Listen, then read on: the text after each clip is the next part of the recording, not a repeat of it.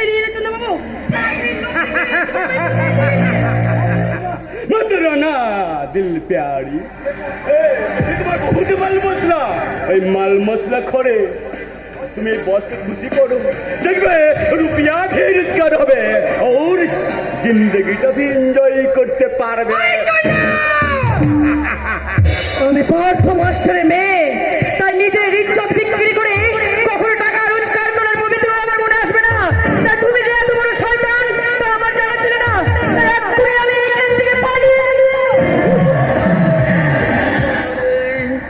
চাকরি করতে ইন্টারভিউটা না দিয়ে তুমি চলে যাবে।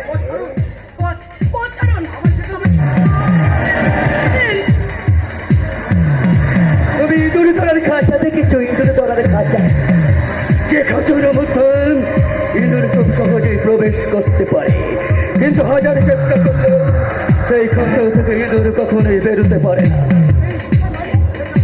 এটা হলো আমার লালসার খাঁচা, আর তুমি সেই খাঁচায় আটকে পড়া একটা ছোট্ট ইঁদুর।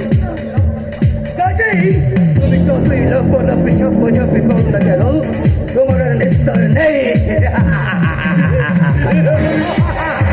তাহলে ইন্টারভিউটা চালু করুন স্যার।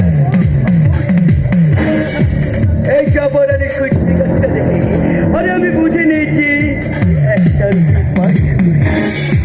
হ্যাঁ যাচ্ছে কথা। এই নাও তোমার পারিশ্রমিক 50,000। Thank you boss, thank you. যাও নজর রেখো, কেউ নজর ডিস্টার্ব না করেন, তাহলে কিন্তু আমি বহুত বহুত ডিস্টার্ব। ঠিক আছে স্যার।